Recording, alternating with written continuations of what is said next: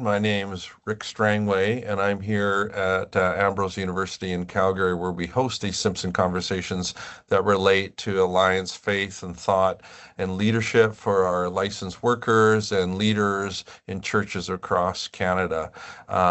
We carry the ongoing concern and love for the church, the local church, and its leadership, and want to continue to partner with our leaders in ways that are helpful and real. And I'm really excited about today's conversation as we get to listen to the voice of leaders who are here now, leading in significant ways in our churches, particularly in Western Canada, as I talk with three leaders. We could say they're emerging leaders in some ways. In other ways, I want to just acknowledge that they're leading now and they're leading well and have a lot to teach me, and I think the rest of us. So with me today on our panel as we listen to kind of these voices of young leaders who are in the church today is Morgan Paulson from First Alliance Church here in Calgary, where she gives leadership to the student ministries, as well as Parker Friesen, who's the Neepawa campus pastor at Prairie Alliance Church in Manitoba, and then Everitt Bourne, who's the senior pastor of Okotoks Alliance Church. Each of them is in their 30s, so I'm just a couple years ahead of them in the pathway in certain ways. But really cool to have this chance to be able to connect and listen and learn and dialogue about mentoring and calling and some of the things that you are seeing. So what I'd love it to do, Morgan, maybe you could start us off. Just introduce yourself a little bit personally, maybe a little bit more than I did, and then we'll go Morgan Paulson, Parker Friesen, and Everitt Bourne. We'll kind of go follow that path if that works. Morgan. Great. Thanks, Rick. So my name is Morgan. I am an Easterner. I am not from Calgary. I was born and raised in the Greater Toronto area. I moved out to Calgary about 3.5 years ago when I was hired by FAC to be their student ministries pastor. So I facilitate programming for students grades 7 through 12. I'm married to my husband, Matt. We met at Camp Camisol. We got married in August of 2024, so about a year and a half ago. I will say, Rick, I'm not 30 yet. I am still in my late 20s and I'm holding on to it. My husband is younger than me and he makes fun of me relentlessly for the fact that I'm turning 30 soon, but not yet. Some of my interests are, I love to read, particularly fiction and practical theology. I also enjoy playing board games, but I'm super competitive. And my husband is very strategic and likes to figure out how to beat me. So we make a really interesting pair when we're playing board games. I'm passionate about preaching and teaching. Oh, love it. That's awesome. Parker. Same as Morgan, 29, holding on by a thread, and Everitt even less. My name's Parker, campus pastor for Prairie Alliance Church in Neepawa. And what that means is I oversee the site in Neepawa and two wonderful staff named Caleb and Payton. Got a bit of a dream team going. It's been beautiful. From Vernon, BC, out west, and still love British Columbia deeply. Passionate about many things, good writing and good reading. Love coffee, Monogram represent. What else? Married to Sarah, who is the best. She's a counselor. And we have a dog named Hank, two cats named Pam and Angela. And like Morgan, passionate about preaching, teaching, leading, which is fun space, and seeing other people really grow into their gifts and who Jesus has called them to be. Yeah, beautiful. Yeah, thanks, Parker. Ev?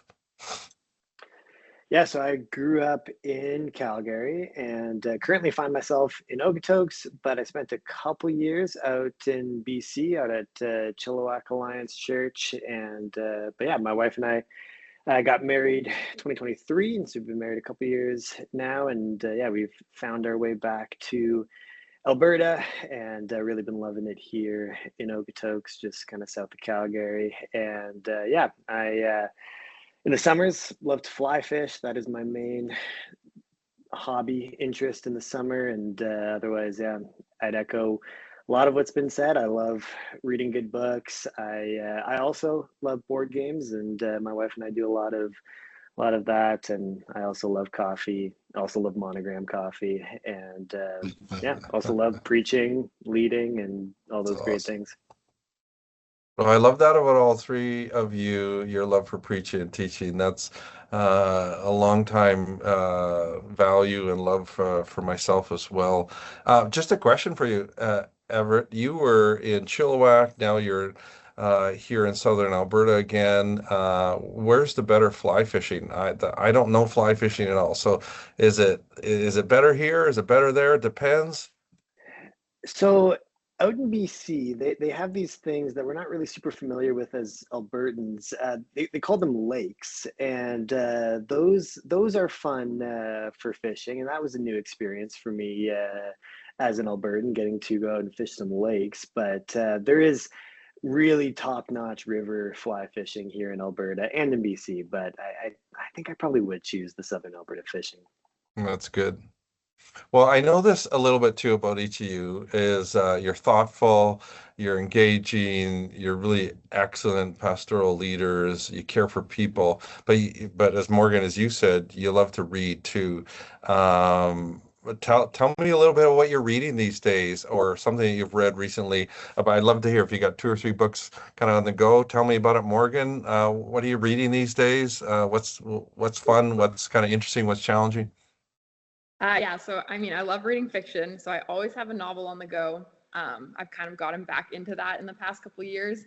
But right now I'm reading this book called Lent, which I literally just picked up this weekend by Esau McCauley. I've read about a third of it. It's pretty short, but it's excellent.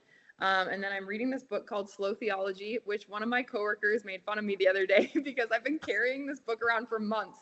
But I started it in probably October or November. And then I told myself that I wasn't allowed to finish it until I'd finished at least a few of the other books on my pile that I had started. So I'm returning to this book after a couple of months of waiting to finish the other ones. So good. That's awesome. Parker, you got time to read amongst the cats and the dogs in your life and Monogram's Yeah, coffee? yeah, absolutely. So yeah, no, I'm presently reading Thomas Keating's The Human Condition, and Bart's Dogmatics 4:1. And then I just finished a book. I mentioned Coots earlier. I finished this book on forgiveness in the church, but I also just finished Make Beautiful. Sense of Your Story, book by Adam Young. And first of all, it was beautiful, but you need some friends to read through it with. It's some deep story work and whatnot. So yeah, that was a delight. Oh, that's really good. Okay, the second one was Bart, you're reading. Oh, well done. Well done, Ambrose grad. I'm just going to throw that in there. That's excellent. I love to hear that. Everett, you got time to read as the senior pastor of Okotoks Alliance Church? I do. I like these guys. I love reading, and one of the best pieces of advice I'd ever received about reading was to have like a balanced reading, like have a few different kinds of books that you're reading at any given time. And I think that's represented in both what Parker and Morgan have said. And so yeah, for me, I have one of the books on the go right now is Advancing the Vision, the Fourfold Gospel in Contemporary and Global Context, which is a compilation of articles by Alliance theologians and thinkers, and is a really good read. And I'm also currently reading a book on Churchill called Splendid and the Vile, and which is it's a lighter read. Well, it's a bit of a lighter read, and more of kind of just a really fascinating story, and then my labor of love, similar to Parker working through Bart, is I'm working through Aristotle's Rhetoric, and that takes some time, but has also been a really good read. Oh, good. Love it. This is awesome. Well, I'd say to the three of you, those who will listen in a little bit later, in the idea of reading, if I haven't passed this on to you in previous conversations, someone I would encourage is a pastor from Southern Carolina, who writes, Austin Carty, just a great, thoughtful pastoral writer and reader. And he wrote a book about 3 years ago called The Pastor's Bookshelf, and why we read as pastors and the value of that. And then just recently in July of last year, he came out with a book on preaching that's really almost like a narrative of his own journey into preaching, and it's called Some of the Words Are Theirs. And if you think of it and you have time on your list, Morgan, you can put that down there. And number 10 to be read. But easy, thoughtful, great for people like yourselves who like to read. Okay, let's jump in. This conversation is kind of about you, what you've learned in leadership, what you're learning. But I want to back up a little bit and take a moment to talk about your calling into ministry and a couple of the factors. And Everitt, I'm going to start with you.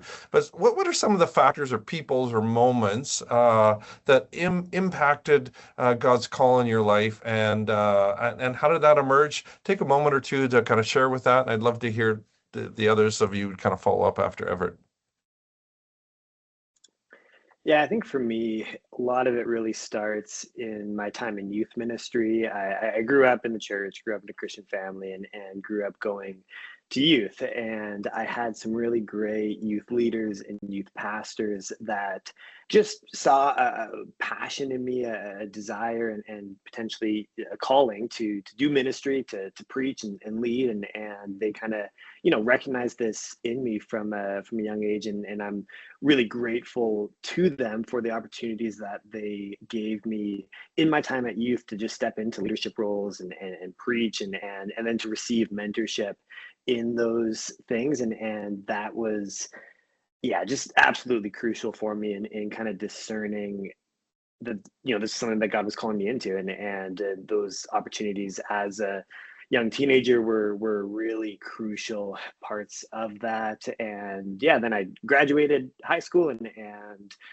went to Ambrose and felt that God was calling me into ministry. And that was another very formational time for me, as it is for many. And yeah, I learned lots about theology and the Bible, and also what it means to be a pastor. And I had a great internship experience that just challenged me to grow and just kind of really sort of refine my sense of calling and where God was leading me. And yeah, so that's the very kind of abridged version, That's but cool. those were the few things that I'd really point to in terms of that calling and that formation.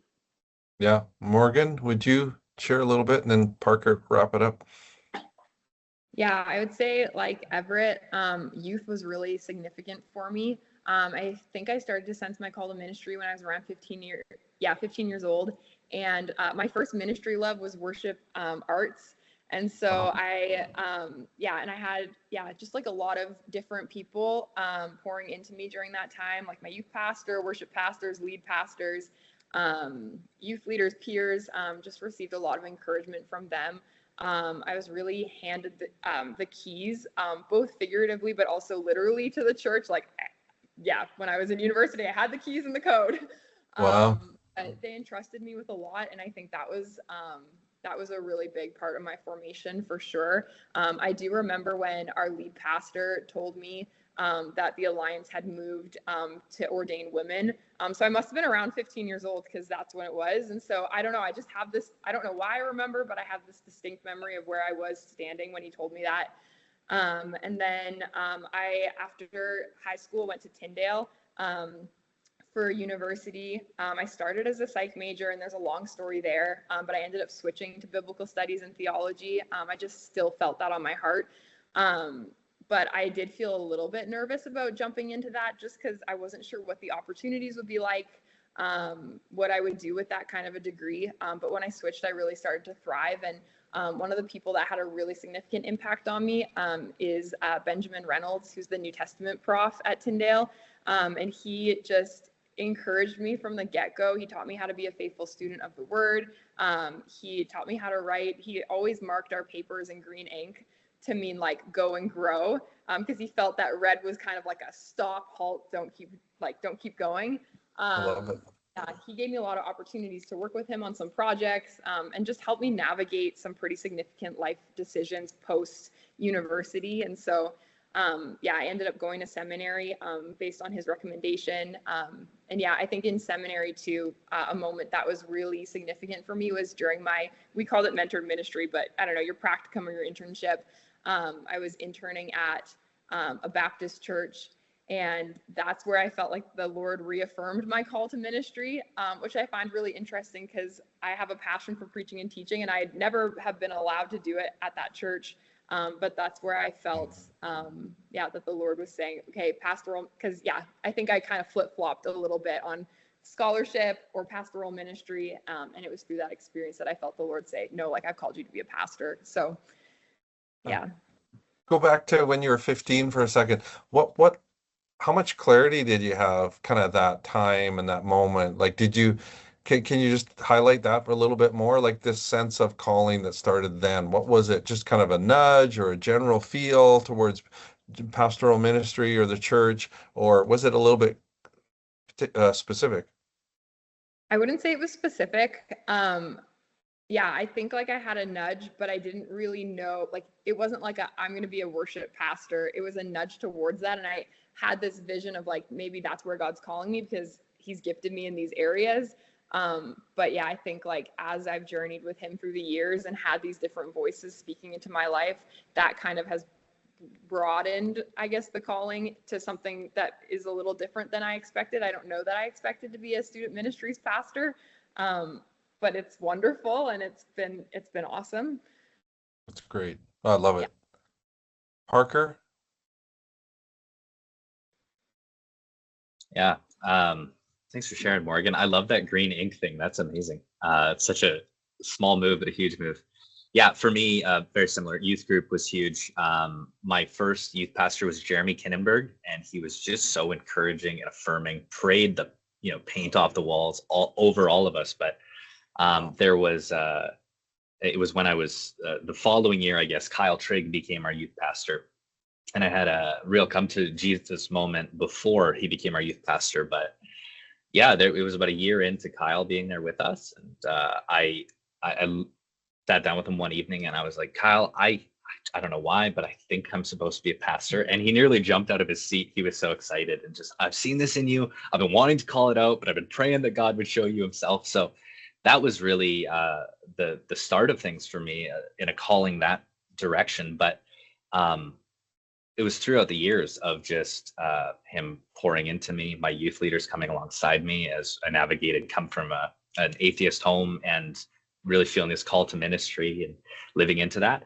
And then this kind of other side of my calling into study of theology and really wanting to learn the ways of the church came in the most random interaction with Matt Boda, where I was working at a golf course and Matt happened to be coming there to play with a couple of friends. And the way he introduced me was, this is Parker Friesen.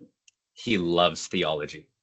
And I was like, it was such a weird thing to say, but it really stuck and took, and it is true.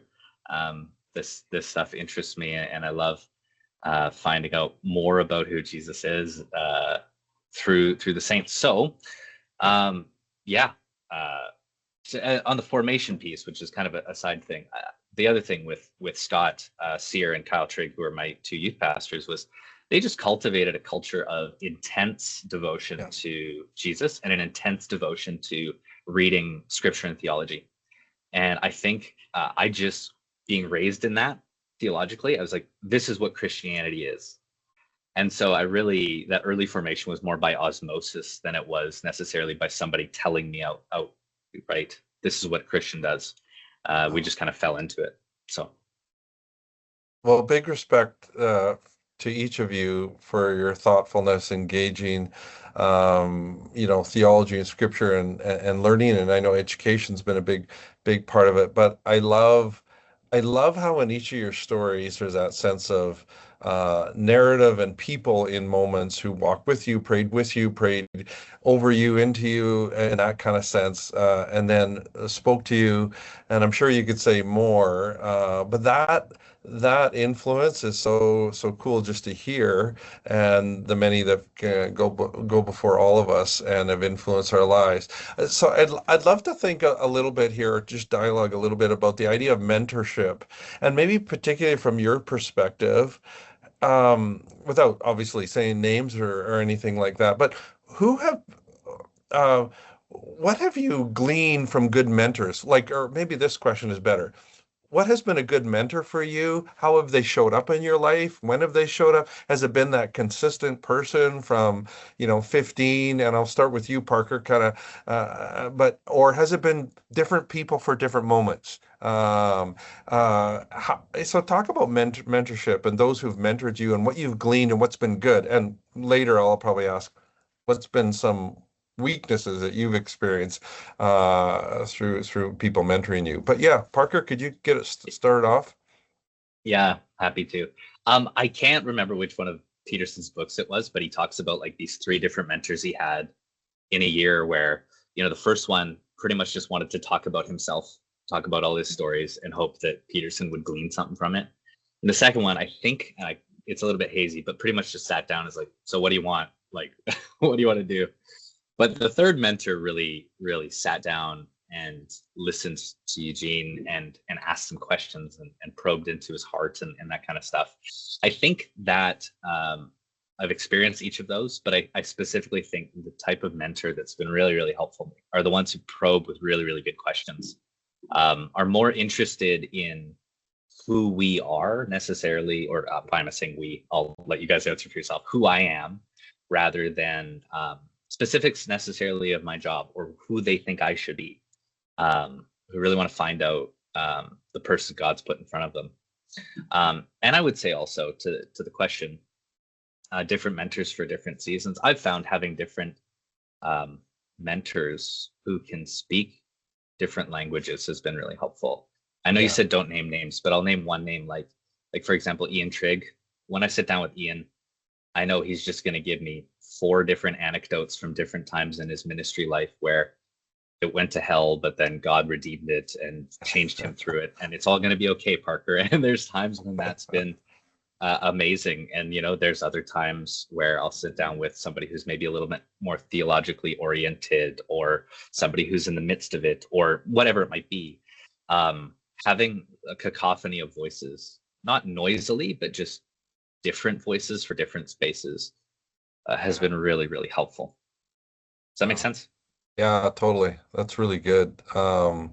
Everitt, would you want to respond to that? And then Morgan following Everitt?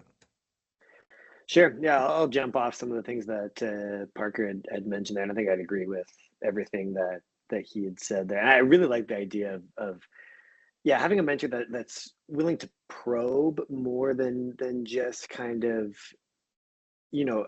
obviously the information that a mentor can provide is really helpful, and that's part of why we seek out mentors, is people that have experience, have stories, have things that they can just share with us and teach us, and but also to, like Parker was getting at, like, someone who takes an interest in us. And I think that shows up in a bunch of different areas. Like, if the mentor is, an employer, like you want them to be someone that really is taking an interest in your development as an employee, as a pastor, as a person. And that's not always, going to be the case. And I think that really is kind of the key sort of distinguishing factor, is someone who just really demonstrates that they care about you, that they want you to grow, and that they're willing to get to know you, and that they're willing to just kind of probe who you are as a person. And then I think the other thing that I would maybe just throw in there is a mentor who,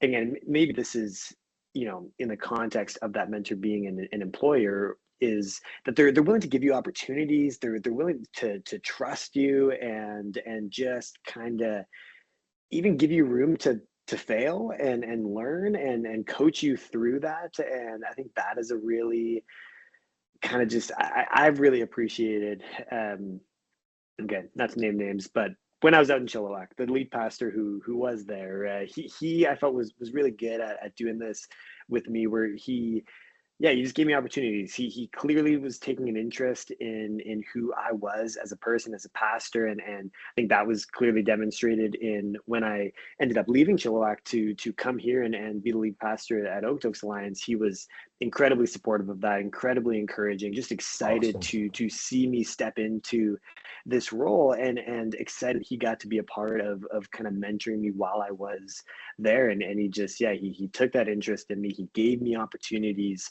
to try things, to fail, to learn, and he coached me through those different things. Yeah, that's good. I'm glad you've had those experiences already in the church, both of you that have shared. That's interesting that you both pick up that idea of somebody who doesn't just kind of say, "What do you need?" but someone who is willing to know you, invest in the relational side, and speak into or probe. That's good. Morgan, what's been your experience with mentoring and mentors? Yeah, I think and I think something I'm hearing from both Parker and Everitt too is like there's formal mentors and then there's like also the informal mentors. Yeah. And so I would say like in my life, like I haven't had a ton of like formal mentors that I would say that is my mentor. But the one that I did have during my ordination process, she comes to mind when I think of a really great mentor. She was incredible for that season that I was in. When I was onboarded with the Alliance out east, she kind of attached herself to me from the very beginning. Like I did my licensing process and she said, I'm going to mentor her through her ordination. And during that time, I just felt like they said, like she really sought to get to know me. She took time to listen to me. She made herself available. But I really appreciated how like she came alongside me through all of these different things that I was experiencing in ministry, because it was so new to me. And so like I asked her so many questions, and she helped clarify a lot of things for me. She helped me with the onboarding, but she also helped me resign when it was time for me to depart. And so like through that whole process, like checking in, saying, hey, like I'm praying for you as you go into this high stakes meeting, call me when you're done. She also really advocated for me as well, which I really appreciated. I was at General Assembly in Sherwood Park 4 years ago because she said, hey, is your church going? I think that you and your lead pastor need to be there. And so I was really grateful like that the church gave me that opportunity, but that she also said like, hey, I think that you need to be at this assembly.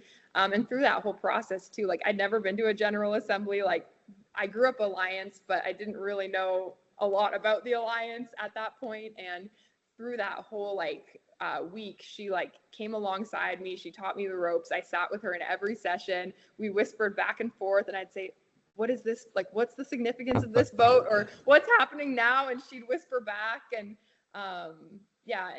and I think too, like she was just such an encourager to me. And like the guy said, she really challenged me. Like she offered me a lot of different perspectives. She pushed where I needed to be pushed. I feel like we had a lot of really meaningful spiritual and theological conversations that have really shaped how I think about the world, even if I didn't necessarily agree with her opinions.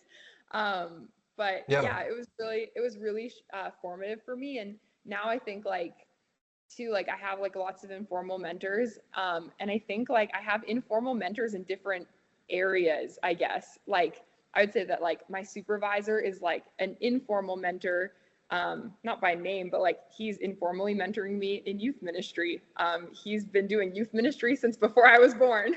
And I have some other informal mentors that are mentoring me in preaching. I would say that there's definitely different mentors for different areas, and then also for different seasons as well. Because what I needed like as a youth student is different from what I needed as a post-secondary student, and is different from what I need now as a pastor.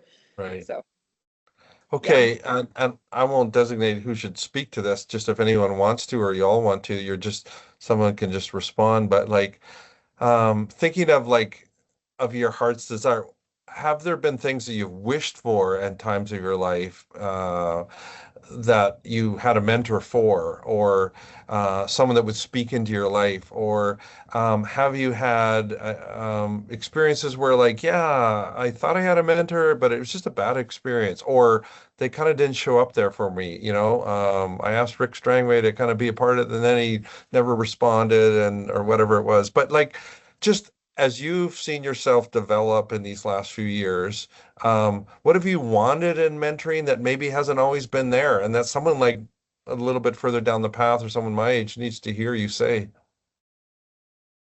Yeah, go Parker. Yeah, I'll hop in on this one. I think one of the things that I've encountered a couple times is um, one, I think just like defining and self-awareness around what kind of mentor you are. So to come back to that thing about Ian Oh Trey, I yeah. don't need Ian to be something he's not. I just need him to be who he is. And he blesses me in who he is. Um, and I'm happy to elaborate on that more. The second thing I think that's on my mind is if mentorship is more about the mentor than the mentee, um, it's a terrible experience. Because then even as a mentee, if I'm ever like, hey, so this isn't kind of working anymore, and I think it's okay, we don't have to, I've experienced and seen animosity in some of those circumstances where it's far more an identity marker for the person that I'm the type of person who mentors the next generation. Therefore, it's anyway, those are the circumstances where I've seen it go just terribly.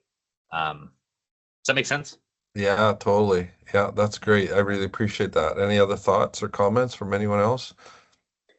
Yeah, I think to kind of build off of that, I'd say I feel like I've had experiences where mentorship has been not so great, and it's been, perhaps more on the, fault of the mentor, and again, the experience, similar to something we've said before of just, mentors that maybe didn't, I feel, trust me enough, or give me kind of the opportunities I was looking for. And so I've had that experience, but I've also had the experience where the mentorship relationship kind of went south, and it was kind of just equally both of our faults. Like it was just unclear Okay. expectations, kind of like Parker was saying, of like, and that's a two-way street of, you need to know what you want mentorship for, and they need to know what they're giving mentorship for. And I've had it where it just, yeah, it didn't work out, and it wasn't really the mentor's fault. It was just kind of both of our faults for not really clarifying sort of what this, relationship was going to look like, what kind of this was specifically Right. for. And I think that, yeah, so I've experienced maybe a couple ways that mentorship can go sideways. Yeah. Yeah, that's fair.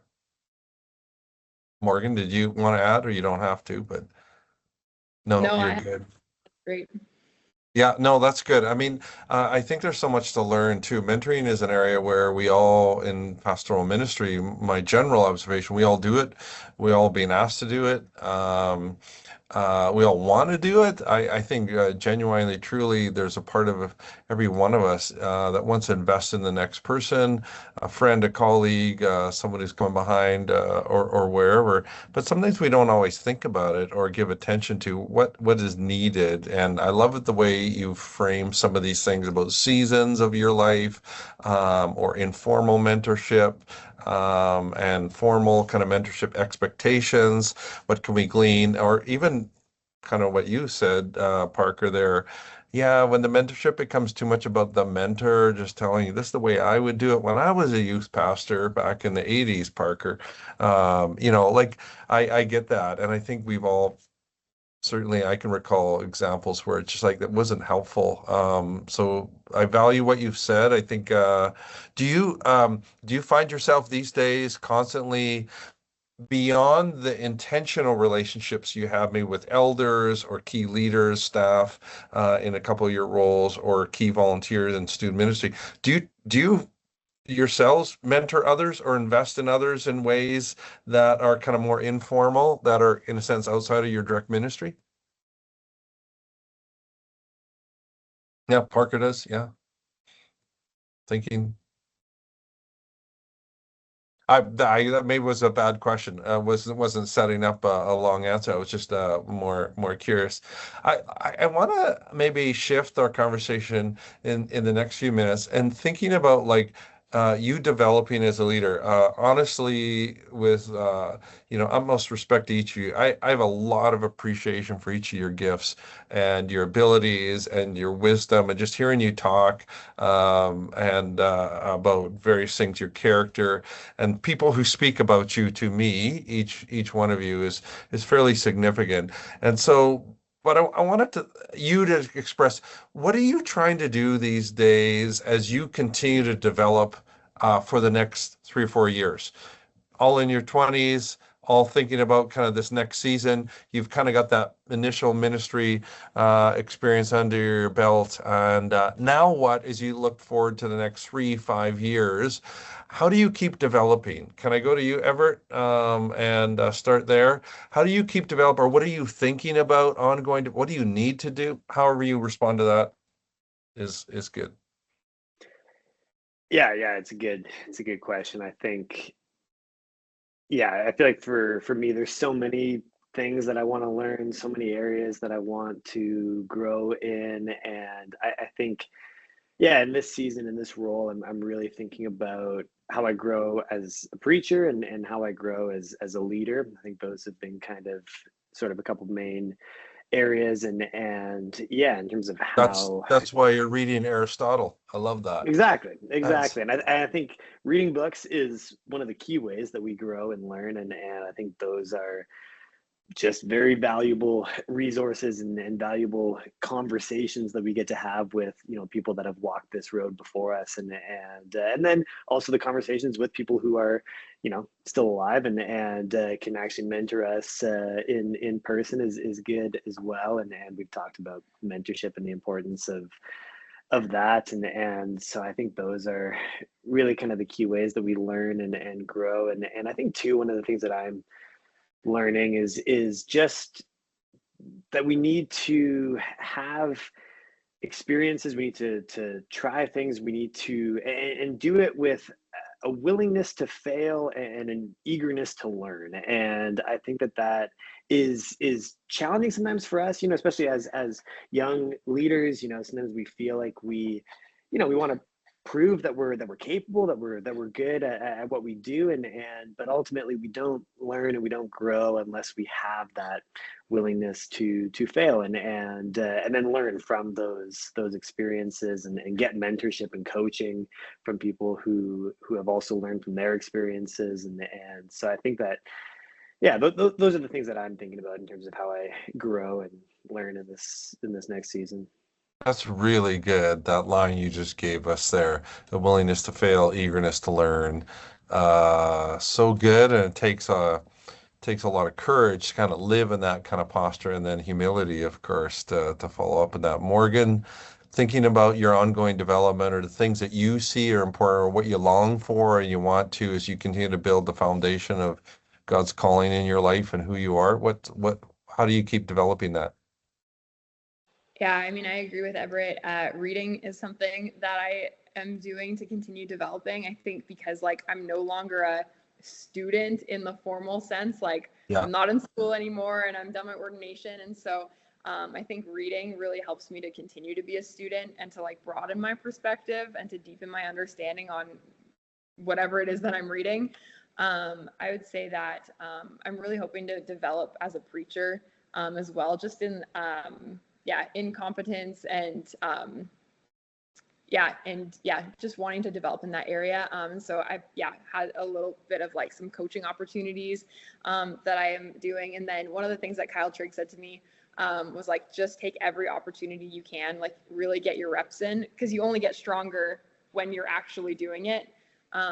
So that's one of the things that I'm doing. And then one of the things that I've been thinking about too is what does it mean to come alongside the suffering and those who are brokenhearted. And again, you only learn how to do that by coming alongside people. But I think it takes, I don't know, it can be really hard to come alongside those that are suffering or those that are really walking through hard things. So just kind of trying to step into those opportunities and learning what to say or honestly what not to say. I walked through a really difficult season probably 2 years ago where I was the person that was, walking through a really, I guess what David would call the valley of the shadow of death.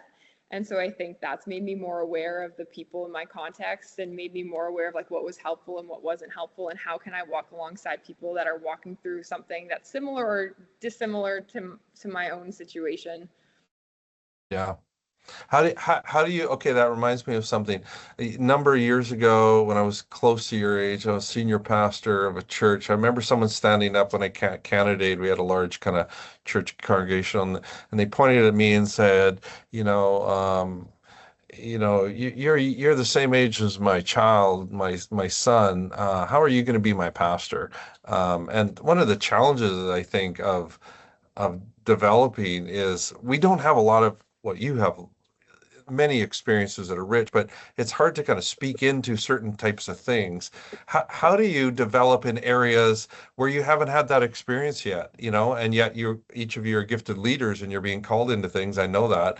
How do you develop into that? And Parker, I'm still going to swing back down to you here in a second to hear your voice on this, but thoughts or comments just on, as I throw that quick question out there? I think, yeah, I would say that I go to people that have the experience or that have maybe walked people through that. Like a few weeks ago, someone came to me about something going on in their life.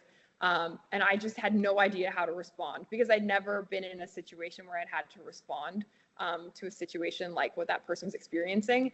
And so I went to someone trusted and I said, like, have you ever experienced this? Like, how would you walk through this with someone that's experiencing this? And so, yeah, I think for me, it's turning to the people that are further down the ministry road than I am and saying, like, how would you go about responding or coming alongside someone? Yeah.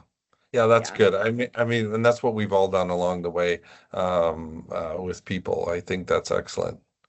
Parker, development, or maybe you want to pick up that little small question I asked about what do you do when you have to kind of figure something out that you don't have that experience or lived kind of reality yet to this point, or if you want to answer the bigger question of just how are you trying to develop, what do you need in the next few years? Yeah, well, so I'll answer that first one first. I also, for me, much like Morgan, I'm just actually watching all my teammates all the time. They don't know it, but like I'm paying attention to what's going on in their ministry, not just so I can pray for them, but because I found really helpful while they're doing it, asking them, like, what are you processing? How are you thinking about actually navigating this? And I'll just share this story. When I was an intern at FAC, Ray Matheson was asked to do a funeral. And I was like, okay, let's watch the master, right? Sensei Ray, let's see this guy go. And the two daughters were like over the casket at each other, like wanting to fight. Like it was vitriolic. And he walked in just drenched in the Holy Spirit and just said, let's pray, everyone. And right afterwards, I just asked him, I was like, how did you know what to do? He's like, I had no idea what to do. I just walked in with confidence and said, let's pray. So I think for me, not just like with my own situations, but actually like paying attention as people are working through stuff. What's your process? What are you thinking? So good. And postmortems. Because I know probably I'll have to face it myself. Now to the development question, honestly, like seminary's been wonderful. Being in a learning community has been excellent of probing questions. But I don't know. I'm kind of hitting this space where I'm very much feeling like I really just want to know Christ. Know him in the power of his resurrection and participation in his sufferings.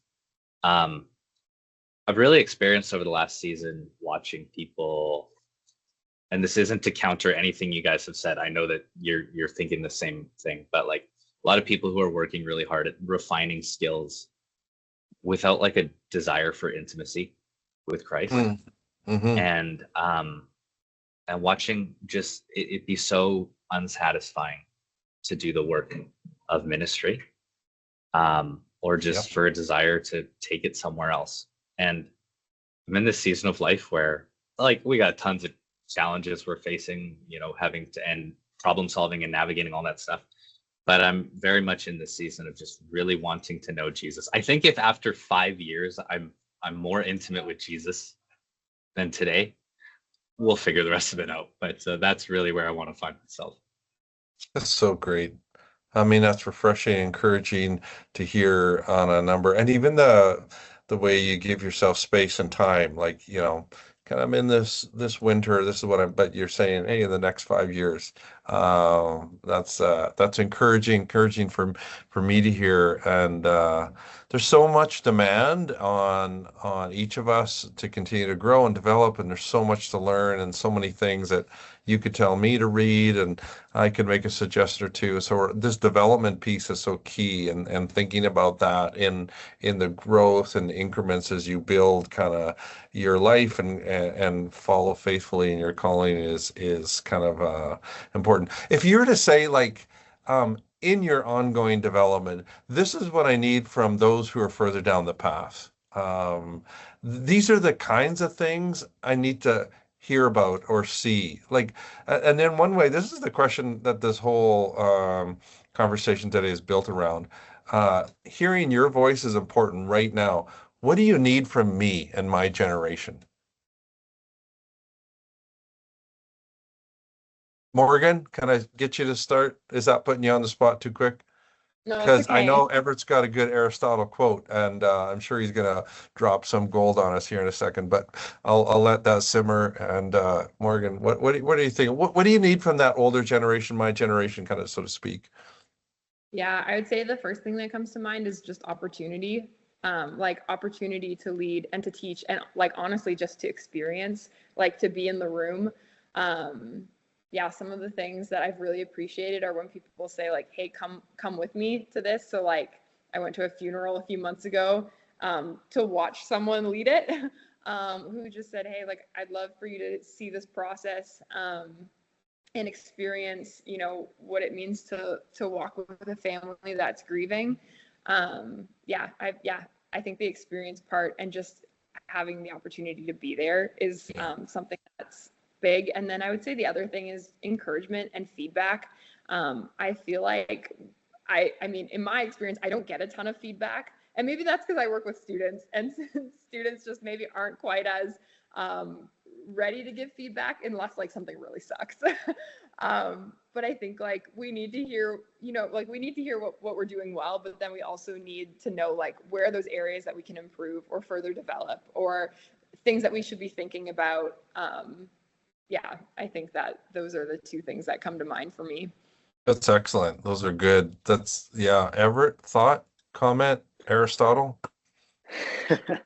I Morgan stole most of what I was kind of thinking about, so I would second everything that she said there, and maybe the only thing that I would kind of tack on there is to kind of circle back to something that we talked about a little bit earlier, just to have the older generation genuinely take an interest in us as people, I think is huge. And I think we've all had experiences where, yeah, we had mentors or people from an older generation who were putting some time and maybe some effort into us, but more so in the sense of, you know, sometimes it feels like it was more so for them than for us, as Parker kind of alluded to, and that can be a frustrating situation to be in, or just kind of the you know, it just sort of the necessary passing of the torch, and the necessary sort of logistical kind of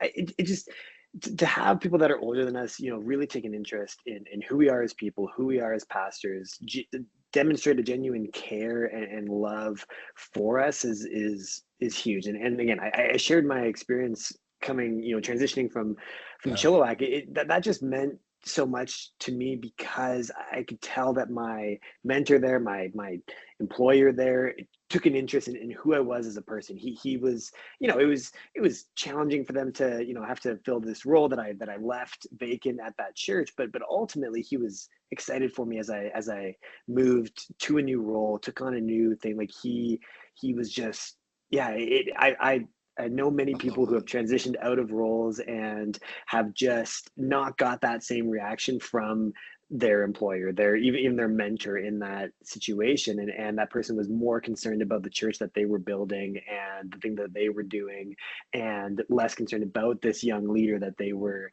having the opportunity to develop. And so for me to have this experience where I felt like I was just cared for and valued as a person, as a pastor, not just as a cog in the machine, was huge. Yeah, that's good. That's really excellent. Parker, anything to build on that? Yeah. So let me just say yes to Morgan, yes to Everitt. And I think to answer your question, though, you asked, what do we need from you? I need the generation ahead of us to be more in step with Jesus than we are, and to be cultivating more spiritual fruit than we are, and to look more like Christ than we do. Uh, because we all want people to follow. But if you're like unkind and thoughtless and ignorant or whatever, it's infuriating to try to be behind you and say, that's my leader and I follow their example because they follow the example of Christ. I think that's what I really need from the generation ahead of us to in whatever way, shape, or form, continue to seek to keep in step with the Spirit. And then I also think, like, to both of their language, taking an interest, but I also love that line from Paul in 2 Timothy 2. He says, join with me in suffering like a good soldier of Christ. I think, who are the people who are saying, hey, join with me in this work? Who are just saying, I want you here and it's going to suck, but we're going to do it together. I think that's what I would love to see in an ongoing way. And which I will just say, my leaders here are doing a great job of that. Yeah.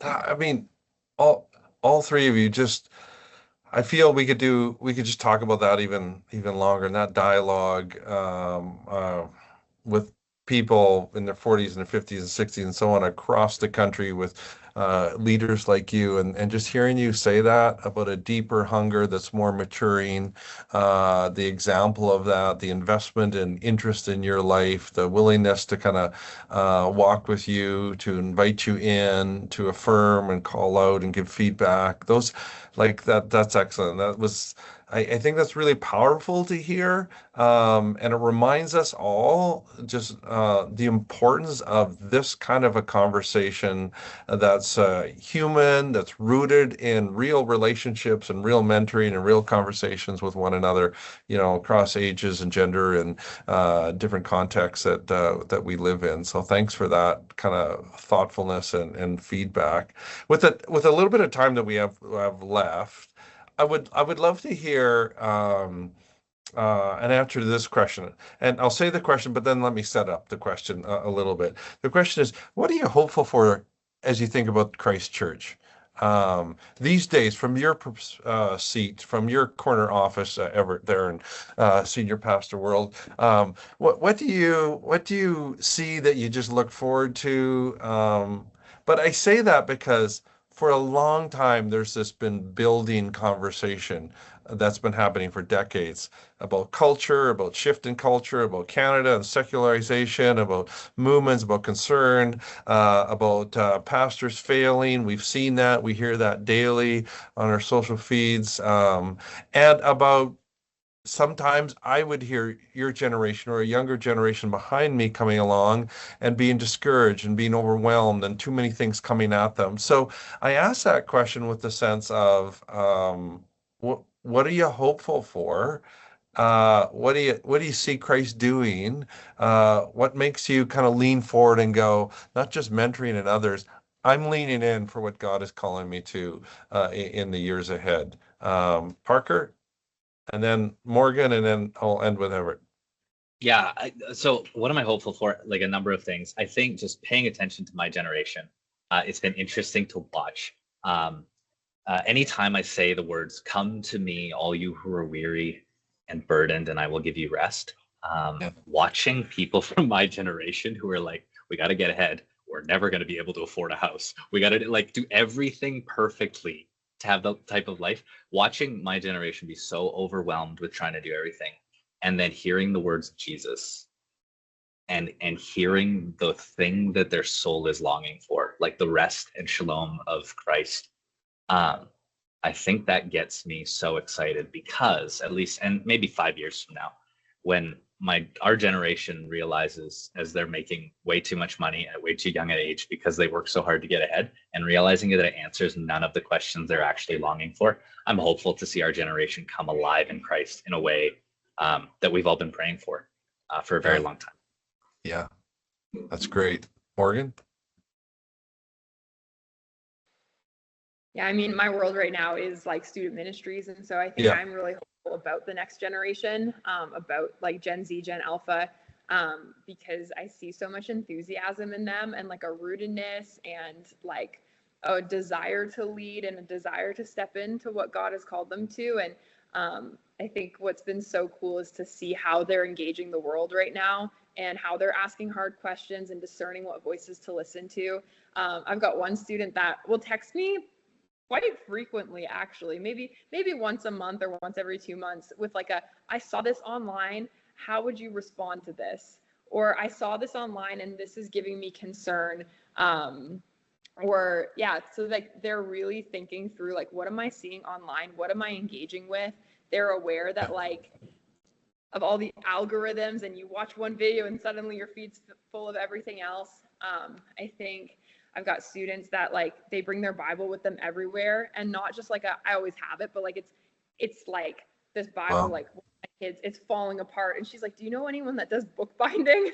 Like, but she goes to school and she's trying to start a small group and she's getting pushed back, but she's like just pursuing Jesus like in the classroom and with her friends. And we've got one student that's leading leading alpha youth alpha at her school, and she said, "Can you help me with pizza? Like, could you maybe like help buy pizza for us once in a while?" And I said, "Yeah, sure. Like how many people like are coming out? How many pizzas do you need?" She's like, 50 to 60. And so So like awesome. it's amazing. And I just think like, yeah, they're giving me a lot of hope, and just hearing their testimonies and their stories of how Jesus is meeting them. And yeah, I've got another girl who's in grade 11, and she shared her story online recently and just said like, I realized like, what do I have to lose by sharing Jesus like with my friends? So yeah, I think they're really encouraging me. And then I think the other thing that's been encouraging me, and I don't really know how to phrase it, but I think I'm encouraged by like some of the conversations that are being had and the questions that are being asked, and just like the sensitivity of the leaders that I'm rubbing shoulders with. Yeah, I think it gives me a lot of hope for the church, especially in some of those areas that like we might have dismissed in the past, or Yeah. things that we might have just like Yeah. brushed over. Yeah, that's also giving me encouragement. But yeah, mostly my students right now are just encouraging me a lot. Love it. Oh, I'm glad you're their pastor. What a great thing. Those are so encouraging for the rest of us to hear. Everitt, your thought on that question? Yeah, I think I'd echo what you guys have said about just what we're seeing in our generation and young people today, and just their eagerness to press in, and also I think like the eagerness for depth, and like I think we're just seeing that, and I think that's been really encouraging for me, is just our generation, I think, is just less satisfied, or is just not satisfied with the superficial, and Yeah. the inauthentic. Like they want something that has depth, and even I think one thing that I always find interesting is seeing how it draws young people to tradition and traditional ways of worship and theology, and it's interesting to see that the way that they find depth in that, and are just kind of, yeah, they're hungry. They want to see God work in their lives, and I think that is, yeah, that's always been encouraging to see. And I think too, for me, one thing that I've been reflecting on the last little while is just a reminder that ultimately it's God's work. It's not our work, our responsibility. Tozer has a great quote. It's not the church that keeps the name of Jesus alive. It's Jesus that keeps the church alive. And I think sometimes we feel that responsibility that, oh, we need to keep the name of Jesus alive in our generation. Like we secularism, like this is all like we need to, like, what are we doing? How are we working to do this? And yes, there is good work obviously that we're meant to do, and things that we have responsibility to engage in, but ultimately this reminder that the church is sustained by Jesus, and not the other way around. And so I think that's always a good reminder for me, Totally. and just encouraging to see the little ways that God is working, and people, every time someone's gets baptized, or God's presence is felt in a prayer meeting and or a service, and it just is those little reminders that God is at work. Yeah. You guys, this has been beautiful. Everett, when you bring in Tozer with a line like that, I think we gotta just wrap it up right about there, because that is so true. And again, I want to thank each of you for being the kind of people that exude Christ, that give hopefulness both in your work and your ministries, your calling, your place where you're at. But to the rest of us who lead with you, come along beside you, pray for you, and believe in you, and it's a real cool gift. So thanks for this. As we kind of wrap up this Simpson conversation, listening to the voice of emerging leaders, we're just grateful that we're part of a denomination that centers all that we're doing in Christ and His life, as it forms and shapes and calls and sustains us. And like you said earlier, Parker, that the one who truly gives us rest in the depth of that kind of idea. So thanks to each of you today. Blessings on you as we go. May we truly walk with the living, knowing that his invitation to rest is one that just doesn't call us to rest in times where we're overworked, but as a way of being in all of our ministry together. That's our posture in all that we do. So thanks for this today.